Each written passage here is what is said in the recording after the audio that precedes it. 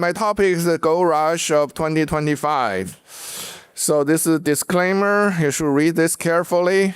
So, but my family and run family business. I write a newsletter.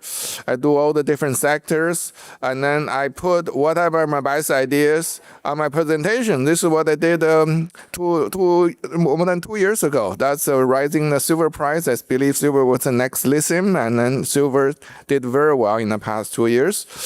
And a little bit over 1 year ago, I saw the rush of gold. I talked about a little bit from last presentation that there's a huge amount of money piled in China's retail. People, average people, they have a lot of money. They cut the interest rate. The money is burning the hole. They put into gold. So I pointed out this is gold rush of 2023. That's 1.5 years ago. You know what happened to gold. So then it's what I'm saying is gold rush 2025. What is gold is not. Instead of rushing to China, it's rushing to United States. Bank of England is technically default, right? Because they, by rule, they have to deliver gold in 2 weeks. They couldn't deliver gold in 2 weeks. They deliver in 4 weeks. So where did they get the gold? Question mark. So this is a gold coming to the vault in New York, right? So basically, people try to avoid potential tariff. So it's very interesting. I'm not a conspiracy theorist, but all the people, if you believe any tiny little bit conspiracy theory, this is time to see if there's real gold here, and then we're going to check out Fort Knox. So the Fed balance sheet, you see that's historically. Gold was the majority of Fed balance sheet. I think we go back to the history. Okay, the gold will become an important part of a Fed balance sheet, starting with the reevaluate gold in the Fort Knox, in all the other area, if we can confirm gold is really there. So this is Barron on gold, just published a couple of weeks ago. They think gold miner is extremely undervalued, which I couldn't believe. More. It's just the margins is unbelievable. There's a very good presentation by Tavi Kostek from Crescat, and then you see the margin of gold mining companies are 50%. Still, the mainstream are looking for. They love the Walmart. Of the world, Amazon of the world, maybe 5%. Yeah, they got 10%. They like it, but we are having 50% margin, and then nobody appreciate it. So this is gold. I know recently gold having a pullback. Actually, if you are my subscribers, and I just did a presentation, I just kind of expected. You can see this is a GDX gold index. They start to roll over actually before gold started falling. Okay, you can look at that. And then you can look at this chart. Even in the bull market, gold keep hitting 50-day moving average. It's common. So why people complaining to me? Oh, gold falling this week. It's common. Okay. So you basically looking at the 50-day moving average. I put it on Thursday closing. Okay, I didn't download the Friday. Friday down a little bit closer. So we are getting very close to the upturn, right? So to the bottom, to the support. The only exception we have in the past year is that Trump got elected. It broke down. That was a major event. I don't see this is similar. Okay, so we seem to be maybe a week away, or if not a few days away from the bounce of the gold. What do you see is gold miners start to move up. Even gold is going down. That Friday actually is a good day. We have selected miner, they start moving up.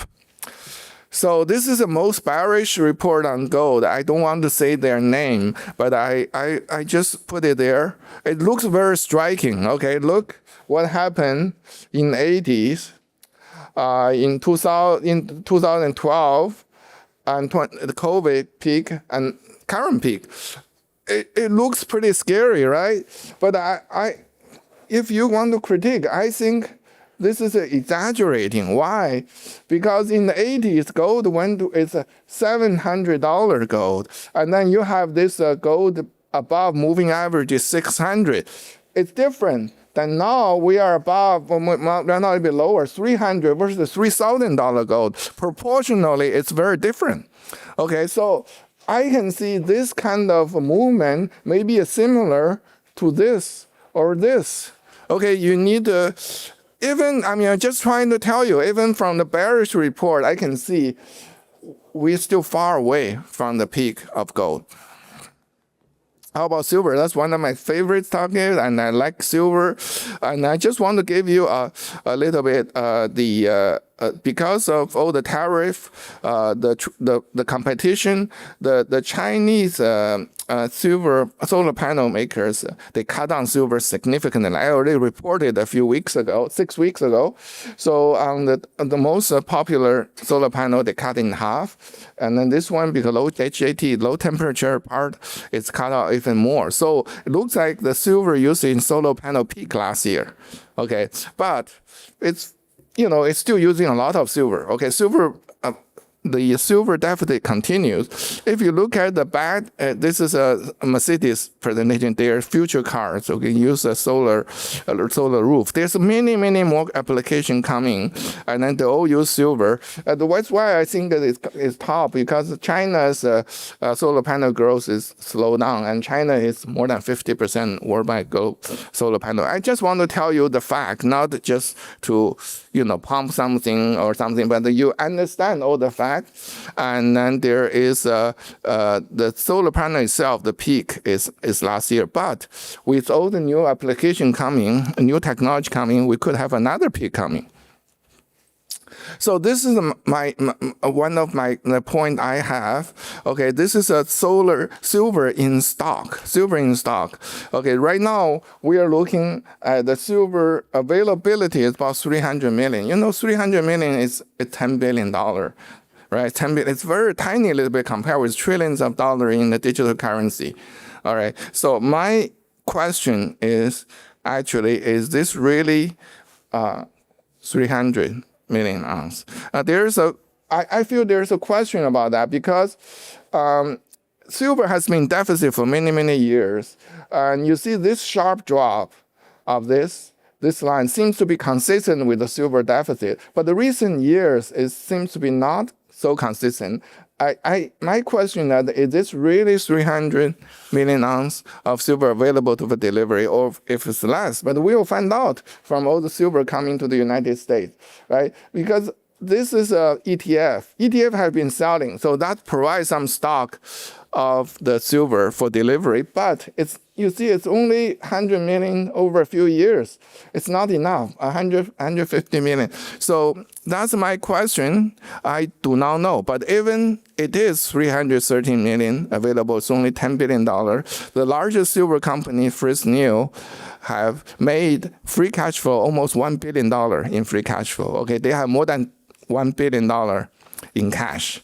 And all the silver companies actually are doing very well. My good friend Quentin, running the San Cristobal, they just pay dividend, 30% of my original investment. Thank you, Quentin. A great job. So there is a call for the silver company to hold some silver on their balance sheet, because they're making so much money, their balance sheet is so good. Why don't you hold some silver on your balance sheet? So my point is, we only need a few $1 billion to find out if there's really 300 million ounces of silver available. And then if not, or even it is, only a few $1 billion can move silver significantly.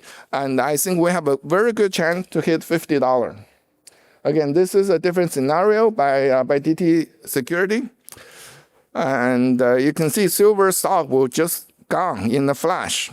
So it's better version of a digital currency. Okay, so I invited all the people, Bitcoin people, smart people. Okay, if you make money in Bitcoin, you're very smart, because 2 of 3 are losing money. But if you make money, I invite you to take a look at silver. And this is for the digital age. And again, this is a gold chart for 50 years, and gold dollar and the miners are extremely undervalued, and it's a stock pickers market. And right now, I think I'm at platinum. I don't have time on that, but I have been doing that for 2 years. I've been telling people to platinum is the money printer. It has been true for the past 2 years, so my subscribers are doing quite well. Again, this is This is my website, chenpix.com, and I partner with my good friend Jay Taylor.